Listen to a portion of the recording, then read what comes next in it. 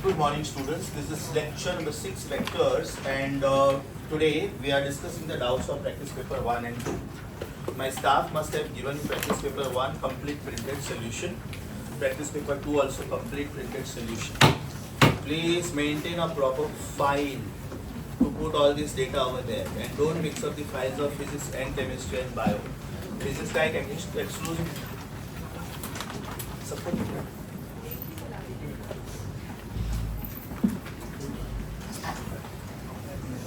Might have gone to take it. Okay. So, first I'll be discussing the doubts of practice paper 1 and practice paper 2 today. Right? Practice paper 3, I remember I gave you first 10 MCQs that we can discuss in the next class, because today's DCT is 15 MCQs. But obviously now onwards the DCTs will be having more number of problems, numerical examples, because that is how your NEET paper is, NEET physics paper is. Out of 45 MCQs, around 38 to 39 MCQs are problems only. So always remember there will be hardly theory questions. Majority of them will be problems. So today we are taking up the doubts of practice paper 1 and practice paper 2. My staff has given you the printed solution of this. Okay. What you can do is, suppose practice paper 1, you have about 2 to 3 doubts, because there were 20 MCQs. And practice paper 2, maybe, which is my rough judgment, you might be having 5 to 6 doubts. So first you can go through the practice paper solution which is being given to you. There are some real nice and tough questions, right, that I'll be discussing with you. Right? Before that, one concept. आप लोगों को मैंने practice paper 1 का first question करने को ना बोला था. उसका रीजन छोटा सा आर्टिकल बाकी था, and that was, what is the meaning of the word projection? What is the meaning of the word projection? So if a vector is given to you, suppose 3i plus 0j minus 2k, right? Then I के साथ हमेशा कौन आता है? X component. J के साथ, K के साथ. So its projection, that is projection of this vector.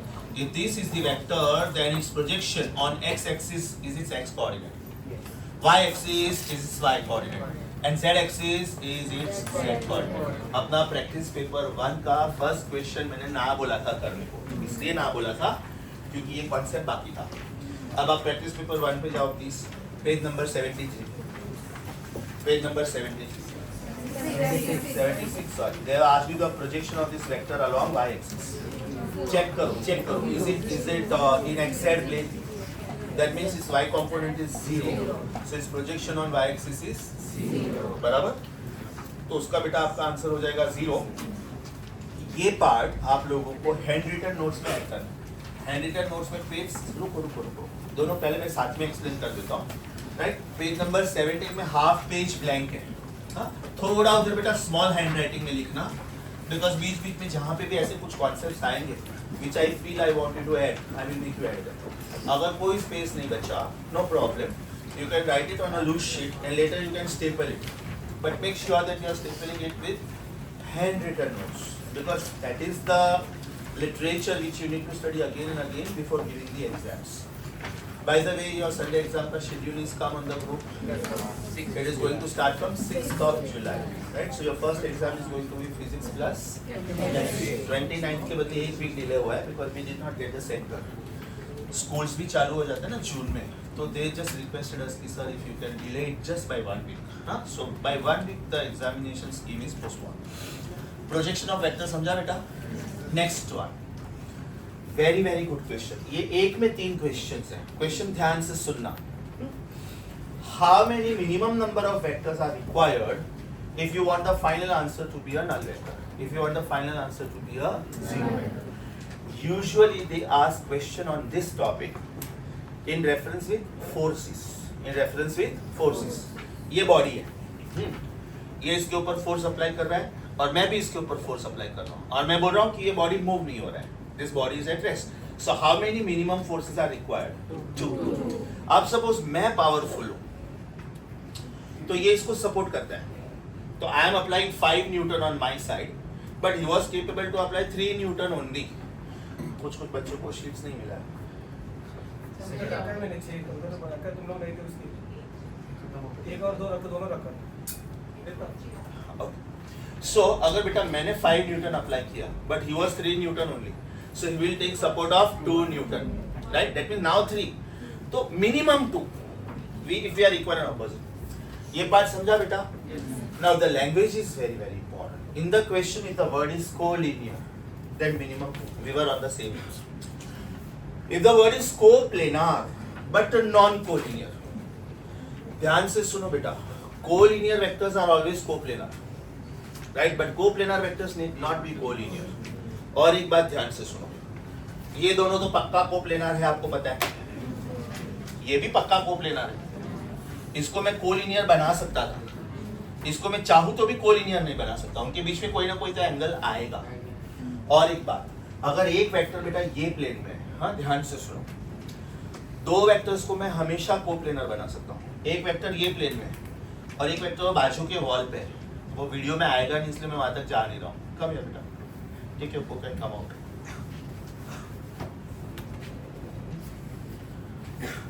Book this way. Suppose एक वेक्टर बेटा इधर है और एक वेक्टर इधर है, राइट? तो मैं ये प्लेन कनेक्ट कर सकता हूँ, मतलब 2 वेक्टर्स को मैं हमेशा कोप्लेनर बना सकता हूं, लेकिन 3 को नहीं। सपोज एक इधर है, एक इधर है और एक इधर है, तो यहां का एक और यहां का एक, उनको मैं एक प्लेन में ले सकता हूं, राइट? फिर यहां का एक और यहां का एक, उसको भी मैं एक प्लेन में ले सकता हूं। ये तो ऑलरेडी एक प्लेन में है, लेकिन तीनों को मैं एक साथ में प्लेन में नहीं ले सकता, कोई भी एक छूट जाएगा। What do I mean by that? IJ के इसमें ध्यान से देखो बेटा, कोई भी 2 वेक्टर एक प्लेन में, i and j are in X Y plane, Z बाहर रहेगा, Y and Z are in X Y Z plane, X रहेगा, एंड सो ऑन। मतलब when I am having vectors like this, they are non collinear also, non coplanar also. If I am having vectors which are coplanar, अब ध्यान से diagram देखो, जो मैंने red colour से बनाया है वो मैंने दिए हुए वेक्टर्स, और जो आपने ग्रीन कलर बनाया वो रिजल्टेंट बनाया था। Forget about this vector. Forget about this vector. Which vectors have I given you? The red ones. That means 3i and 4j. 2 vectors दिए मैंने, आपने उसका रिजल्टेंट कैलकुलेट किया आपने। So who is that resultant? 3i plus 4j. That means you are saying कि sir I don't want to draw 2 vectors. In place of that, if I draw 1 vector, it is okay, perfectly okay. That means you have drawn this green vector 3i plus 4j. अब ये green आपने बनाया हुआ vector है, resultant है, 2 का resultant. मैं बोलता हूँ बेटा अभी और एक वेक्टर मैं देता हूँ आपको, और वो वेक्टर ऐसा होना चाहिए कि आपका टोटल आंसर 0 आना चाहिए। Don't you think it is this vector? 3i plus 4j ऐसा था ना, तो this should be minus of 3i plus 4j। So what is the sum of this red vectors? Null है, 3i plus 4j plus minus of 3i plus 4j। My final answer is 0. So if this were the forces, can I say the body will be at rest? Yes. When the body is at rest, that means the net force on the body is 0. And this situation is called equilibrium condition. This situation is called equilibrium. If this pen is not moving towards him and not moving towards me, though both of us are applying force, right? That means it is in inertia of rest. That means we are applying equal and opposite forces, right? But case, he is powerful than me. That means the body is moving in the direction of powerful force. I am powerful than you, right? We are equally powerful. So when we are equally powerful, the body does not move. The body is at rest. Thank you. Logic समझा बेटा? तो if the word is collinear, then you need minimum 2 vectors to nullify that. If the vectors are coplanar but non-collinear, they are in the same plane, check, but they are not collinear, then you need minimum 3 vectors. 1, 2, 3. The total answer is 0. So if they are non-coplanar, ध्यान से सुनो बेटा, easy है. This is 3i, this is 4j, and this is 5k. तो इसका resultant इधर किधर बनेगा ना? Are you getting my point? तो ये वेक्टर क्या हो गया? 3i plus 4j plus 5k. अब उसको नलीफाई करने के लिए मुझे उल्टा डायरेक्शन में एक वेक्टर चाहिए, which is going to be minus of 3i plus 4j plus 5k. So what I gave you was the black vectors. This and this and this. ये तीनों को कंबाइन करके आपने एक वेक्टर बनाया, that is 3i plus 4j plus 5k. मैं बोलता हूँ कि बेटा एक फोर्थ वेक्टर लो, ताकि आपका आंसर 0 आए. So don't you think this is that fourth vector? And who is this fourth vector? It is minus of 3i plus 4j plus 5. Are you getting this? So what are the rules? One by one. How many minimum number of vectors you need if they are collinear so that your final answer is 0? Non-collinear but coplanar. 3. Non-coplanar. 4. ये minimum word किया है बेटा, maximum की तो कोई limit ही नहीं. There is something like your paper is of 100 marks, your board paper. How much minimum marks you require to pass? 35 के बाद आप 36 भी लाते हो तो आप पास हो, 72 लाते हो तो भी पास हो, 95 भी लाते हो तो पास हो, 99 भी लाते हो तो पास हो, लेकिन 34 लाते हो तो पास नहीं हो. तो what is the minimum score? 35. So we are how many minimum vectors you need? समझा बेटा? कोलिनियर हुआ तो 2, कोप्लेनर बट नॉन कोलिनियर हुआ तो 3 एंड नॉन कोप्लेनर हुआ तो 4. ये तीनों के तीनों अपने आप में एमसीक्यूज हैं. ये तीनों के तीनों एमसीक्यूज हैं. कोई भी एक आता है. Is that very clear? Sir वो एक बार वापस समझाना 2 और 3 वाला नोट करो सर. कौन सा बेटा? 2 और 3 वाला पॉइंट. ये वाला. ओके. मेरे पास एक ही वेक्टर है, तीनों एक्सप्लेन करता हूँ. चलो ना, मेरे पास एक ही वेक्टर है. Suppose this is 5i. मैं बोलता हूँ मुझे आंसर 0 चाहिए, तो आप लोग क्या बोलोगे? Okay sir, -5. ये समझा बेटा? Point number 1. Everybody clear? So how many minimum vectors you need? 2. अभी मेरे पास ऑलरेडी 2 वेक्टर्स हैं, 3i एंड 4j. तो बेटा ये कौन हो गया? 3i plus 4j. मैंने तो 2 ही दिए हैं, तो व्हाट आर यू सेइंग कि sir this is 3i plus 4j. Fine. मैं बोलता हूं okay, take one more vector, only one vector I will give you. The condition is the answer should be 0. तो you will say okay sir, this is minus of 3i plus 4j. ये क्या हो गया बेटा? 2 dimension, coplanar but non collinear. ये दोनों कभी एक लाइन पे आ सकते हैं क्या? कभी नहीं आ सकते ना, because they are officially at right angles. अभी मैं 2 के बदले 3 दे रहा हूँ, 3i and 4j and 5k. तो तेरा वेक्टर इधर किधर बनेगा? अब ये तूने बनाया है, मैंने तो 3 दिए थे. तो बोले sir can I call this is 3i plus 4j plus 5k? Yes. So what is this? Resultant of 3. Are they non coplanar?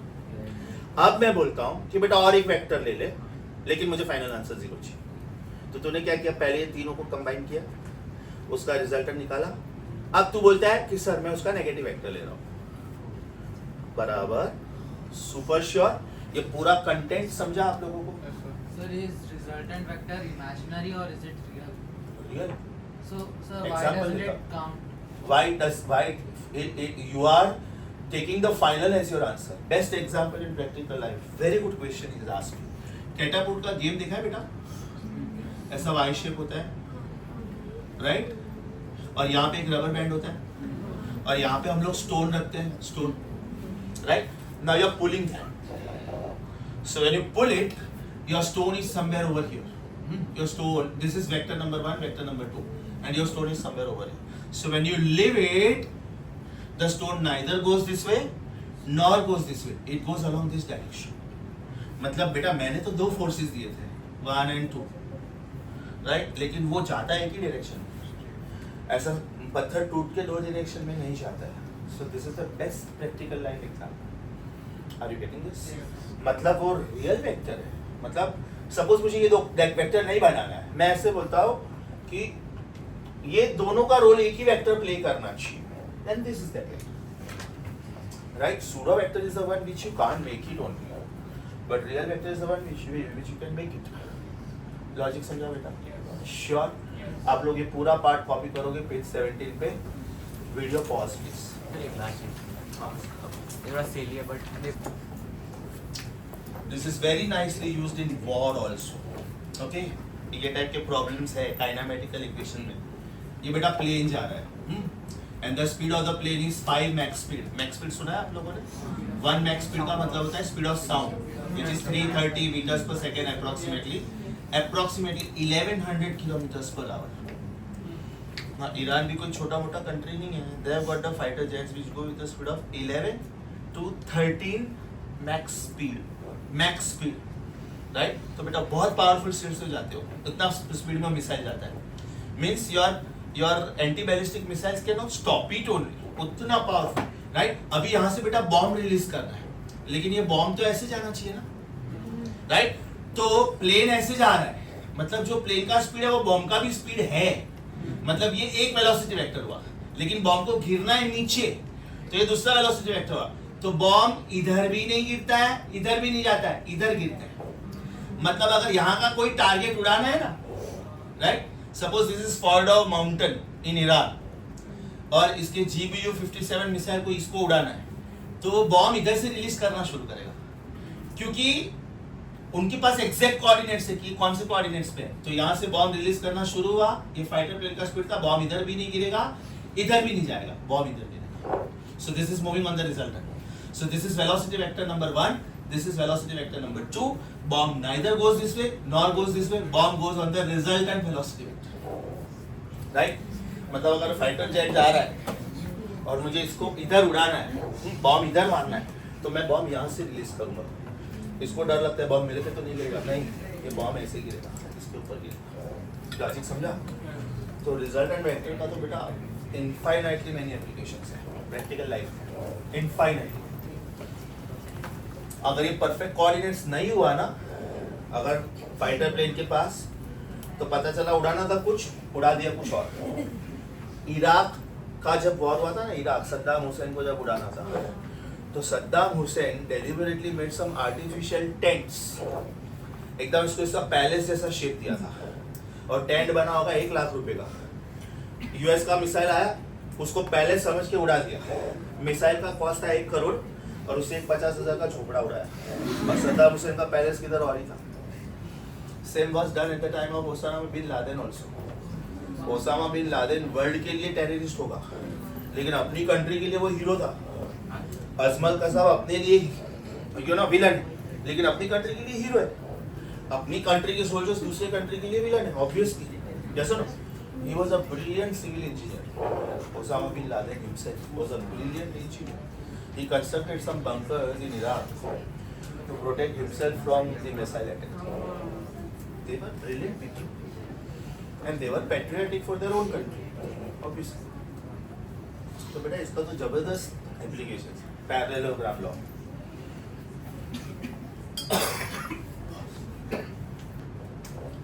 If you want to understand the second point with the help of triangle law or parallelogram law, you can do that. Example, एक vector बेटा मैंने ये लिया, this is vector A, दूसरा vector मैंने B लिया। अब हम लोग ट्राइंगल लॉ में क्या करते थे, तीसरा वेक्टर उल्टा डायरेक्शन में लेते थे, उसके बदले आप क्या करो, सेम ऑर्डर में लो, राइट? तो आपका नेट आंसर 0 आ गया। मतलब ये वेक्टर कौन है बेटा, is it vector A plus B? No, it is minus of A plus B. So what is A plus B plus this vector? 0 आ गया बेटा।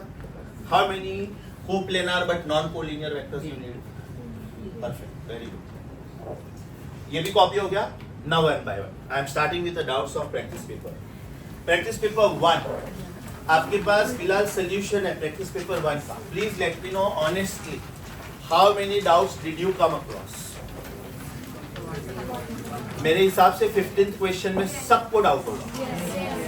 बेस्ट क्वेश्चन था बेटा वो, ये पेपर का बेस्ट क्वेश्चन था 15। I am going to solve, जो नहीं समझा पूछो। Now other than that 15th question मेरे लिए छोड़ दो,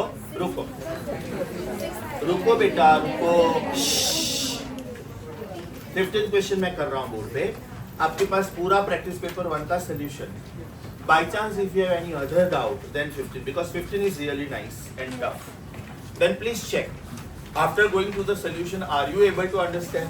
If no, ask me that question also. I am giving you approximately 3 minutes from now. Check your doubts. Question number 6. Okay. 6 भी मुझे बहुत लोगों ने पूछा। 6 ना? Okay. I will solve 6 for you, and I will solve 15 for you. I will solve 6 for you and I will solve 15 for you. शुरू कर दूं क्या सीधा? शुरू करूं? चल.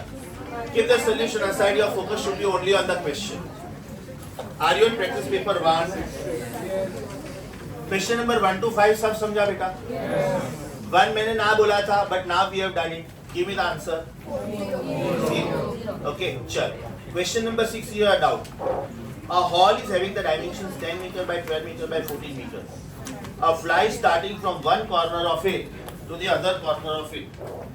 अब ध्यान से सुनो बेटा, इसमें भी एक नया कॉन्सेप्ट है, एकदम ध्यान से सुनो.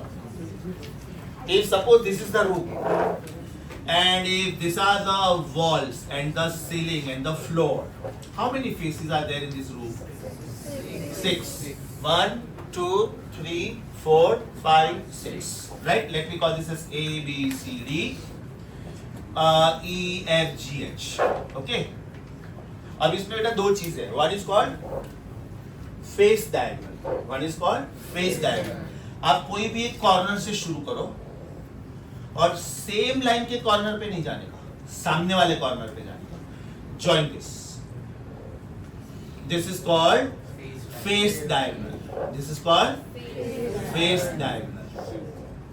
Right? But if you start from this point, सोच के आंसर देना बेटा. If you go up to D, face diagonal, don't go up to D, go up to H. Then this is called body diagonal. Body diagonal. ध्यान से सुनो मैं क्या बोल रहा हूँ. ये कॉर्नर से शुरू करता हूँ मैं, ये कॉर्नर से, और वो कॉर्नर तक जा रहा हूँ, वो कॉर्नर तक. Then this is face diagonal. लेकिन मैं ये कॉर्नर से शुरू करता हूँ और ये पूरा क्लासरूम कवर करके वो जो लास्ट स्टूडेंट बैठा है ना, वो नीचे वाला कॉर्नर तक जा रहा हूँ. So that is called body diagonal. Face diagonal is 2 dimension. Body diagonal is 3 dimension.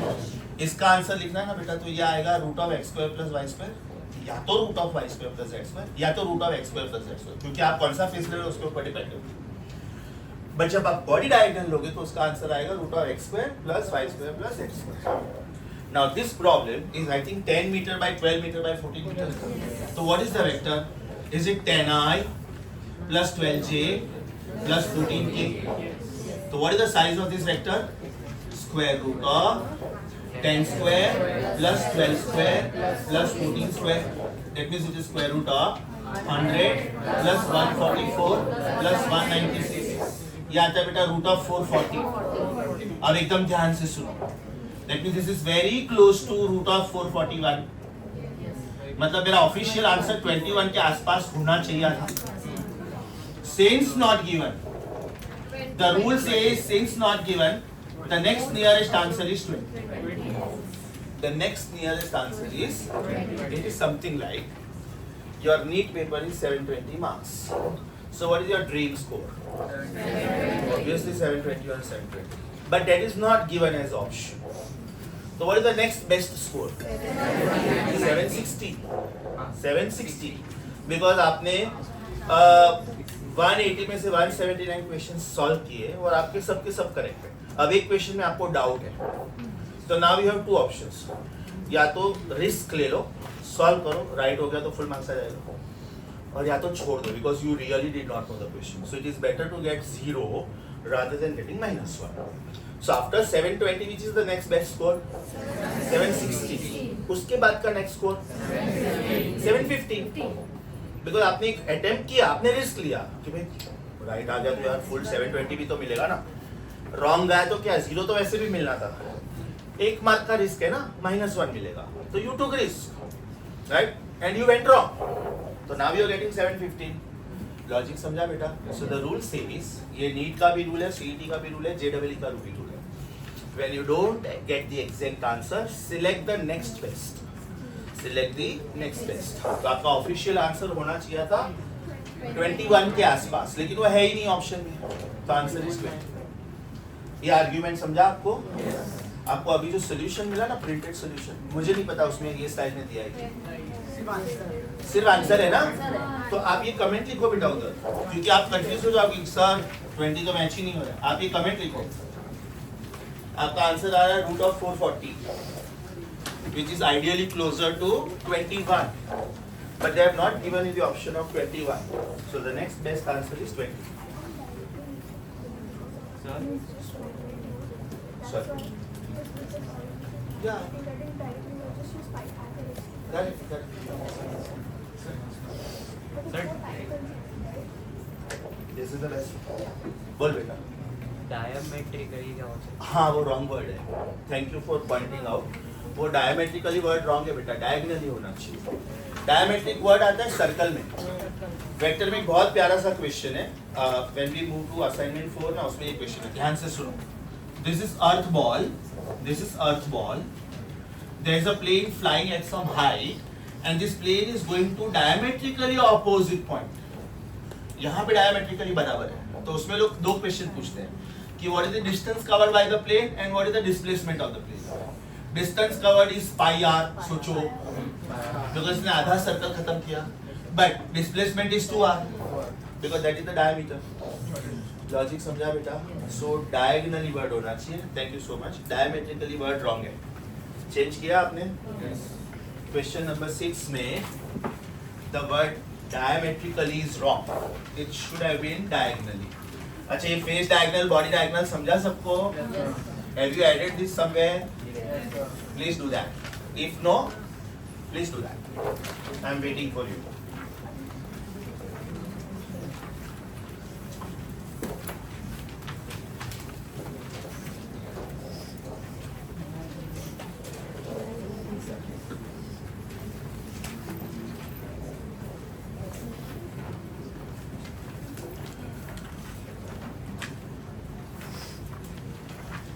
Done. Question number 15. Awesome question. Super. The best from this practice paper. Mark it star properly, please. And concentrate. Don't start with me. There's a particular way of understanding this question.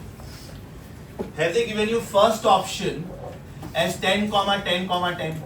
Yes. Have they given you second option as 10, 10, 20? Yes. Have they given you third option as 10, 20, 23? Yes. And have they given you fourth option as 10, 20, 40? Yes. आप लोगों ने हमेशा किया है school में, you know this. Sum of two sides of a triangle should always be greater than or equal to the third side. बराबर? Ideally greater than, because then only you can complete a triangle. Yes or no? अब यहाँ पे approach थोड़ा अलग है, ध्यान से सुनो मैं क्या बोल रहा हूँ।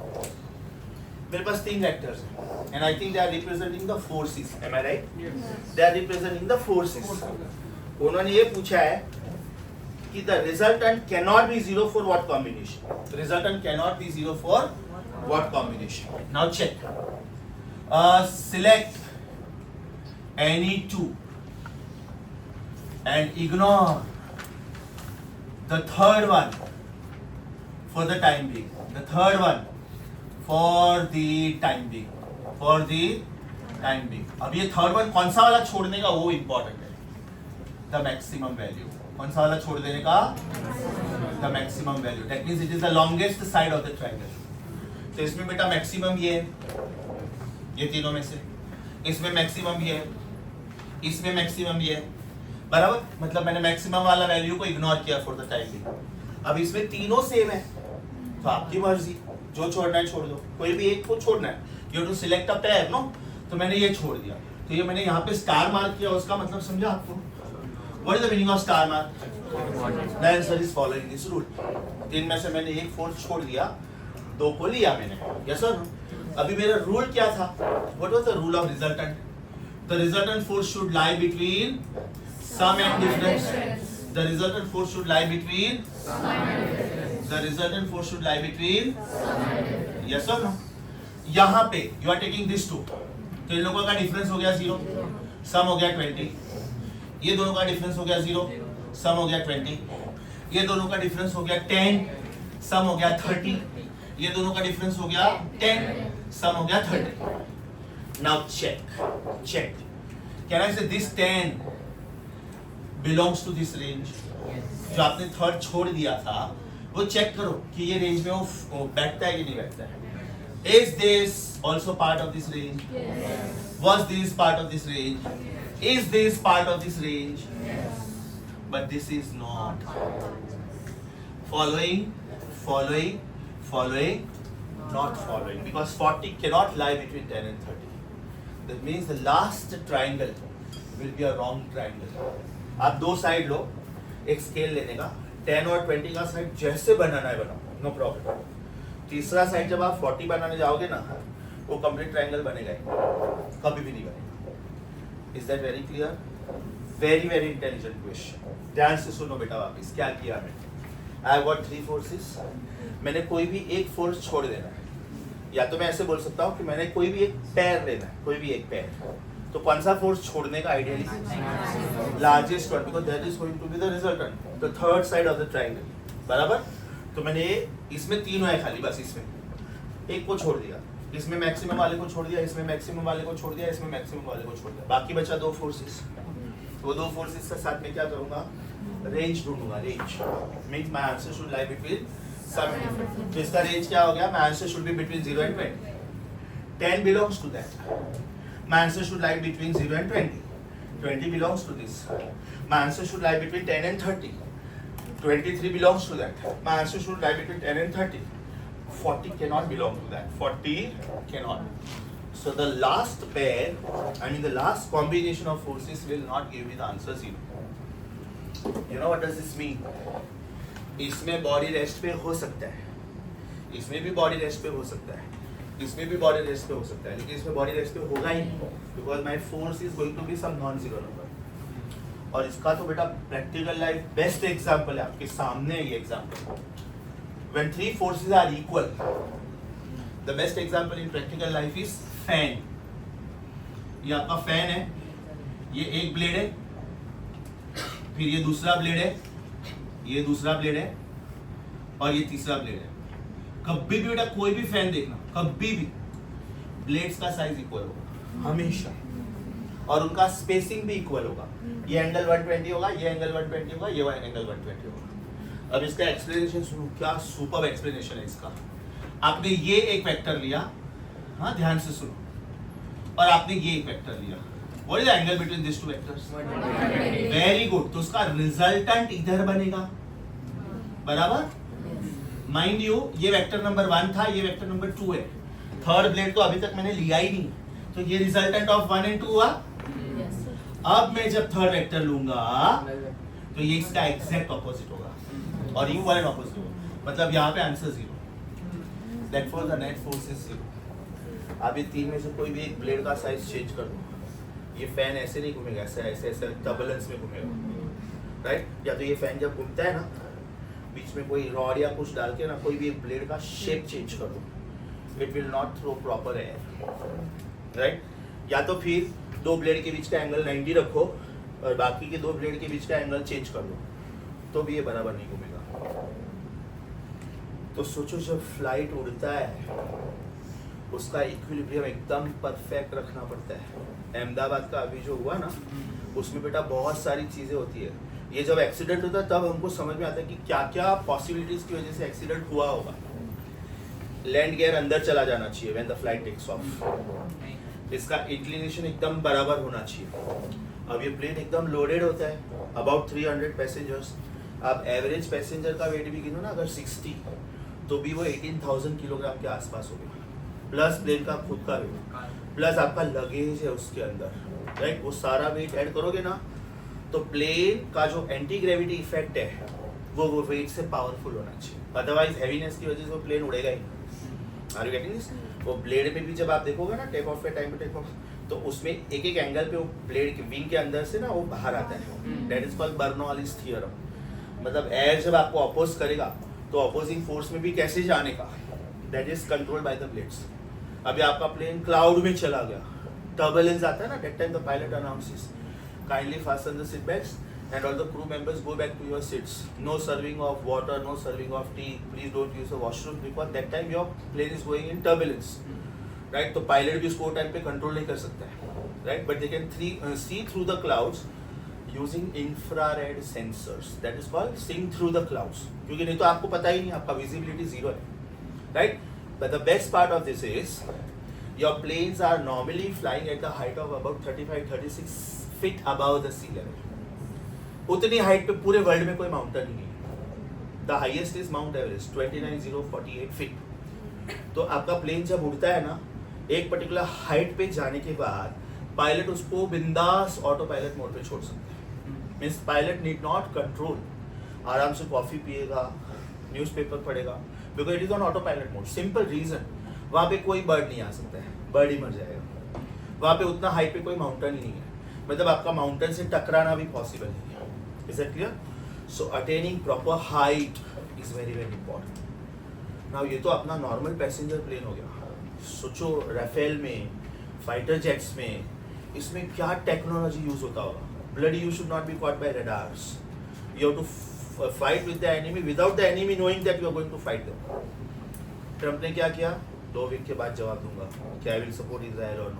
अटैक कर दिया फटाक से, राइट? तो they are deliberately keeping the enemy in dark. And then when this kind of, imagine the balance. Acha, imagine they have to go attack and come back with the pilots safely. They cannot afford to lose brilliant minds who are pilots. Brilliant minds, right? So they have to go and come back. That distance is about 9,000 kilometers. तो उतना अपने plane में fuel भी होना चाहिए.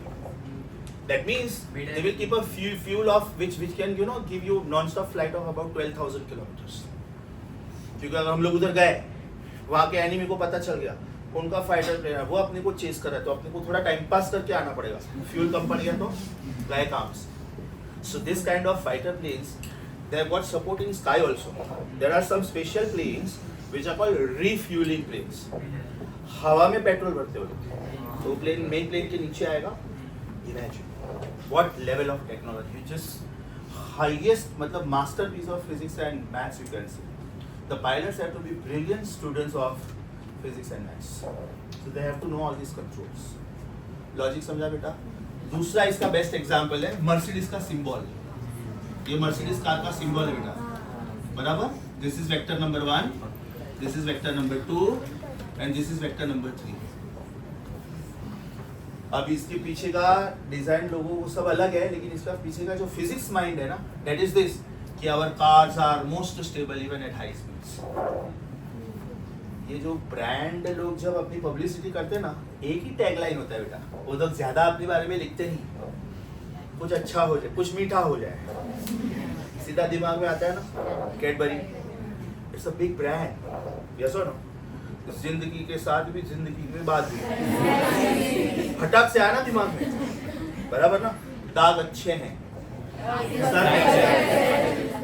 क्या आपके घोड़े में इतने ज्यादा समझ लिया?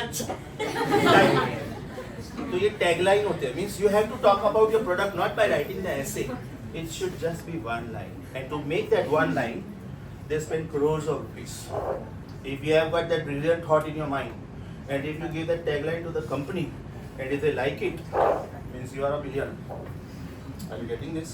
समझा बेटा अच्छे से? So this is the best example of vectors of same size.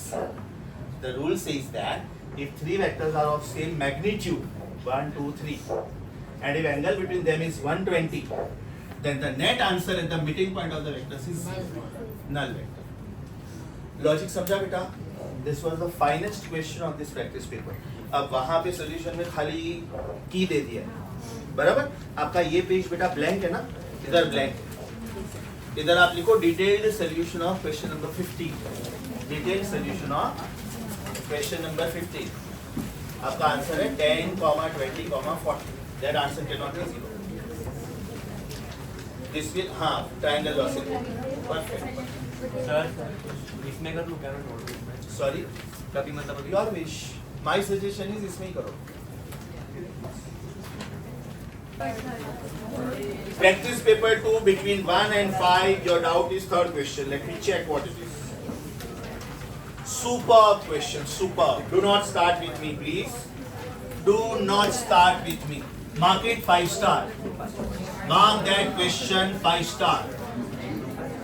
And frankly speaking, you don't need to copy. Reason I have already given this notes in handwritten notes. खाली ध्यान से सुनो. Suppose बेटा ये वेक्टर A है और ये vector B है, right? If this is vector A and if this is vector B, tell me who is this? Very good, very good. So can I say this is vector A plus vector B? Yes.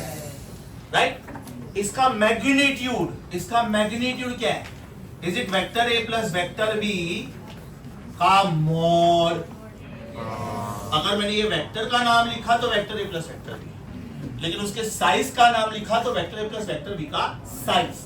Did we get this answer as root of a square plus b square plus 2ab cos of theta?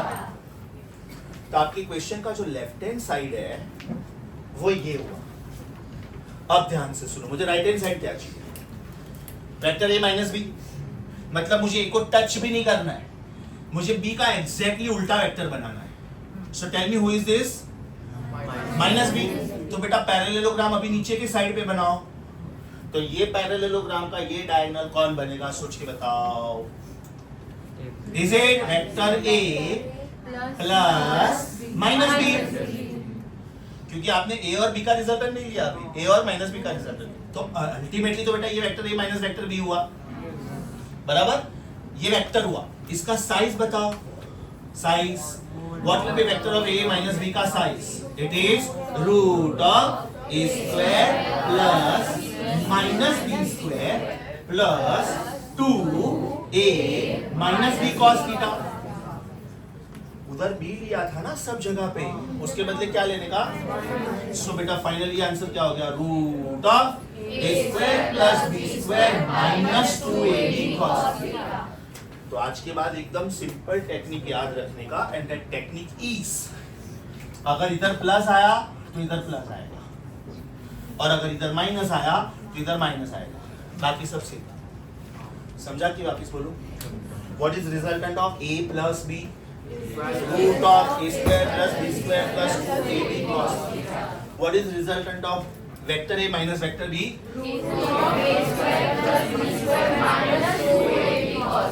What is resultant of vector b minus vector a?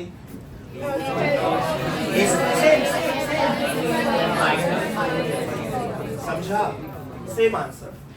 Now apply common sense. They have given that left hand sides are same. They have given that इसका left hand side is matching with इसका left hand side. Do you agree with me? Yes. So right hand side must be same. So can I say root of a square plus b square plus 2ab cos theta should match with root of a square plus b square minus 2ab cos theta. Removing the root, what will I get? A square plus b square plus 2ab cos theta should match with a square plus b square minus 2ab cos theta. A square b square गया. 2ab cos theta minus 2ab cos theta will give me 4ab cos theta is equal to 0. So cos of theta is equal to 0 upon something. 0 upon anything is always 0. So can I say theta should be 90 degree? If cos of theta is 0, that means theta is 90 degree. Logic समझा? You know what does this mean? ये बेटा हम लोगों ने prove किया कि ये दोनों वेक्टर एक दूसरे को परपेंडिकुलर है. ये ब्लू वाला कौन है? a plus B. और ये ग्रीन वाला कौन था? They are perpendicular if they satisfy this rule. अब ये सोल्यूशन बिल्कुल भी कॉपी करने की जरूरत नहीं है. आप ये क्वेश्चन के बाजू में एड्रेस लिखो. Will you please move on to handwritten pages? शायद 13 या 14 पेज होना चाहिए शायद, not sure. Yeah, wait. Which is this page? Page 14 देखो बेटा, page 14. Left side ऊपर से दूसरा क्वेश्चन. Left side ऊपर से दूसरा क्वेश्चन. Clearly लिखा हुआ है उधर. Practice paper 2 question 3 पढ़ो. उसका solution पढ़ो बेटा आराम से. Is it given over there? Vector a plus vector b का mod, if it is matching with vector a minus vector b का mod, then angle between these two vectors must be 90 degree. ऐसे बहुत सारे proofs हैं. खाली location change होता है. कुछ तो बहुत खतरनाक. दिखने में एकदम सेम दिखेगा. Vector a plus vector b is vector a plus vector b. mod अलग-अलग जगह पे है. mod अलग-अलग जगह पे है. You have to be very careful. फिर कभी देंगे this vector is matching with this vector and this vector also. Then they will give this also. Oh my God. नीचे देखो सब पॉसिबिलिटीज दिया है मैंने. सेम पेज पे, पेज 14 पे, लेफ्ट साइड पे नीचे सब पॉसिबिलिटीज दिया है मैंने. और ये सब मैं प्रूव करने वाला हूँ. Right now you focus on page number 14 left side second सम. अब आप प्रैक्टिस पेपर 2 पे आ जाओ और उसके क्वेश्चन 3 के बाजू में एड्रेस लिखो for the detail solution of this. अभी आप क्वेश्चन पे आ जाओ. प्रैक्टिस पेपर 2 का क्वेश्चन 3 पे आ जाओ और बोलो for detail solution of this question refer hand written notes page 14 left side. Refer hand written notes page 14 left side. बहुत अच्छा डाउट था बेटा, बहुत अच्छा डाउट था। इंपॉर्टेंट मार्क करो इसको। प्रैक्टिस पेपर 2 का 3rd क्वेश्चन इंपॉर्टेंट मार्क करो, स्टार खोपड़ी।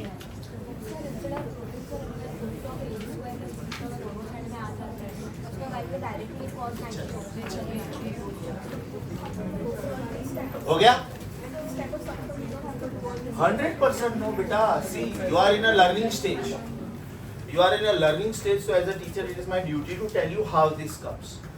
एग्जामिनेशन में आपको लॉजिकली आंसर आ जाता है तो कोई आपको पूछने वाला नहीं है मेथड बताओ कैसे किया, because you just marking a bubble there, so don't worry. अभी जितना टाइम लग रहा है ना, एग्जाम के टाइम पे इतना टाइम नहीं लगता है। वर्किंग में भी कुछ स्टूडेंट्स ऐसा डायरेक्ट देख के ना आंसर मार्क कर देते हैं, तो उनको पता होता है, उनको लॉजिक पता होता है इसके पीछे का। But when you are in a learning stage you should write all this. तो by chance if you sometimes suppose memory recall याद नहीं आ रहा है सर ने कैसे करवाया था, तो एटलीस्ट आप लोगों ने लिखा हो तो पता तो चलता है कैसे किया है। Now you will be surprise, ये जो मैंने 10 10 20 वाला क्वेश्चन किया ना अभी, ऑलमोस्ट सारे बुक्स में ऐसा लिखा है नॉलेज बेस्ड, मतलब एक्सप्लेनेशन ही नहीं दिया उन्होंने। तो आपको खाली नॉलेज बेस्ड पढ़ने से क्या मालूम पड़ने वाला है? व्हाट नॉलेज यू हैव कि क्वेश्चन कैसे आया, 10 20 40 why is the answer. So sometimes they give weird answers, looking at that you will not come to know कि क्वेश्चन कैसे सॉल्व करने का। क्वेश्चन 4 टू क्वेश्चन 7 में किसी को कोई doubt? Question 4 to question 7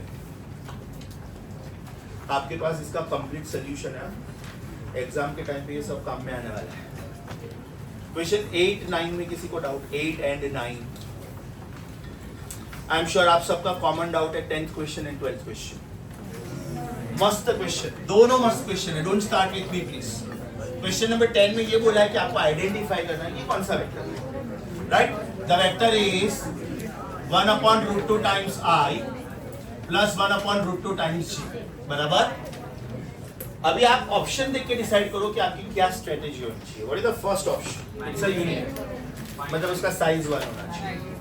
next is it is a null vector, मतलब उसका साइज 0 होना चाहिए। Third is it is a vector of magnitude √2 and fourth is it is a scalar. तो स्केलर तो पक्का गलत है, because vector plus vector has to be a vector. अभी बाकी के 3 ऑप्शन से मुझे क्या पता चल रहा है? I have to find out the size. I have to find out the what is size of a vector? Come on, what is size of any vector? It is square root of sum of squares of components. इसका x component है 1/√2, इसका y component भी है 1/√2. So is my answer 1/√2 का square is 1/2. This is also 1/2. It is root of 1, therefore 1, therefore it's a unit. अब सोचो ये एक क्वेश्चन एग्जामिनर कितने अलग अलग स्टाइल में पूछ सकता है। ये मैंने 1/√2 i दिया और -1/√2 j दिया, प्लस नहीं दिया, तो भी मेरा आंसर सेम, बिकॉज -1/√2 का स्क्वायर वही होगा। अच्छा, ये मैंने प्लस माइनस किया, ये मैंने प्लस माइनस किया, तो सिर्फ इतने में मैंने 4 क्वेश्चंस बनाए। इसका प्लस इसका प्लस, एक क्वेश्चन बना, इसका प्लस इसका माइनस, इसका माइनस इसका प्लस, इसका माइनस इसका माइनस, फिर ऐसे और 4 क्वेश्चंस बना सकता हूं। What if I ask you 1/√2 j plus 1/√2 k? Yes sir, get up. If you are not keeping well, go. I don't like this body language in my class, है ना? I don't like lazy people in my class. If you are not feeling well, get lost, otherwise straight. ये कौन से plane में है? तो बेटा इसमें से 4 क्वेश्चन और बना सकता हूं मैं, इसका भी आंसर यही आएगा। फिर मैं और एक कॉम्बिनेशन दूं, 1/√2 i 1/√2 k plus minus plus minus. अभी सोचो मैंने क्वेश्चन एक ही दिया, कितना क्वेश्चंस बनाया इसके ऊपर से? 11 और, मतलब टोटल 12। अब सोचो और एक क्वेश्चन बनाता हूँ। 1/√3 i plus 1/√3 j plus 1/√3 k। कुछ आइडिया? मैंने √3 क्यों दिया? इट इज अ, तो इसमें भी मैं कॉम्बिनेशन बना सकता हूँ ना, plus minus plus minus plus minus. Plus plus plus plus plus minus plus minus minus minus plus plus minus minus plus minus minus 9 combinations बना सकते हैं। सोचो बोर्ड पे मैंने 2 ही प्रॉब्लम लिखा है खाली, लेकिन वो 2 में से मैंने 21 प्रॉब्लम्स बनाया। लॉजिक समझा? अभी आप 12th क्वेश्चन देखो, बिल्कुल इसका उल्टा है। 12th क्वेश्चन इसका आइडेंटिकल ट्विन है। The unit vector along i plus j, vector कौन सा दिया उन्होंने? I plus j. Can I put 1 from my pocket? Is it 1i plus 1j? What is unit vector of any vector? Is it vector upon its magnitude? Vector क्या दिया था उन्होंने? I plus j. Upon में क्या आएगा? ये 1 था, ये 1 था, तो 1 square plus 1 square. Is it I plus j upon root 2? ध्यान से देखो, इसका आंसर इसका क्वेश्चन था, उसका आंसर इसका क्वेश्चन था। कनेक्ट करने को आना चाहिए। इसका जो आंसर आया वो मेरा इधर क्वेश्चन था। लॉजिक समझा? सो क्वेश्चन नंबर 10 में लिखो सॉल्व 12 और क्वेश्चन नंबर 12 में लिखो रिफर 10। बीच में कहीं पे लिखो रिफर ईच अदर। मस्ती कर रहा हूँ। समझा? एग्जाम के टाइम पे स्मार्ट वर्क करने का, डोंकी वर्क नहीं करने का। मैं एक ही क्वेश्चन पे फोकस कर रहा हूँ। सोचो, ये मैंने एक ही क्वेश्चन सॉल्व किया, सोचो, और उसके बाद में मैंने 11 क्वेश्चन खुद से बनाया। इसमें मैंने एक ही क्वेश्चन सॉल्व किया, 8 क्वेश्चन खुद से बनाया, because plus minus plus minus plus minus. तो मेरे पास 3 स्क्वायर कॉम्बिनेशन है, क्योंकि मेरे पास प्लस साइन 2 बार 3 बार है, माइनस साइन भी 3 बार है। Are you getting this? So 10th और 12th दोनों समझा? 13, 14, 15 में किसी को कोई डाउट? 1, 3, 1, 4, 1, 5 श्योर? 16 to 20 में किसी को कोई डाउट? 1, 6 to 2, 0 sure? 21 to 25 आप लोगों को वेक्टर बेटा 21 में 3 डायमेंशन दिया है, लेकिन 2-3 क्वेश्चन छोड़ के उसका यूनिट वेक्टर सिर्फ 2 डायमेंशन में पूछा है। तो सपोज XY में पूछा है तो Z लेने का ही नहीं, YZ पूछा है तो X लेने का ही नहीं। I am super sure you understood this एकदम अच्छे से बेटा, आपके पास पूरा सोल्यूशन भी है। So with this moment our assignment 1 is completely over, practice paper 1 is completely over, practice paper 2 is completely over. That means you have got enough number of questions to practice. 30 questions from assignment 1, 20 questions from practice paper 1, 25 questions from this. और अभी तो बेटा मेरा ये Friday को lecture आएगा, next week में भी 2 लेक्चर आएगा। तो सोचो मेरे पास पूछने के लिए कितना सारा वैरायटी है एग्जाम में। यस और no? Right? You can take the DCT now. What time is your 4th lecture? 12:30। कौन सा है? केमिस्ट्री। ठीक है, मैं सर को रिक्वेस्ट करूंगा, क्योंकि बायो लेट छूटे थे ना आप लोग, तो मेरा लेक्चर भी थोड़ा लेट हुआ। I will request sir to start little late. Okay, it is 12:15. Your DCT is of 15 questions, but I will give you 20 minutes because there are problems. There are problems. If you want, you can take a 2-minute का break if you want to go to washroom or something. Switch off the camera, please. Sorry?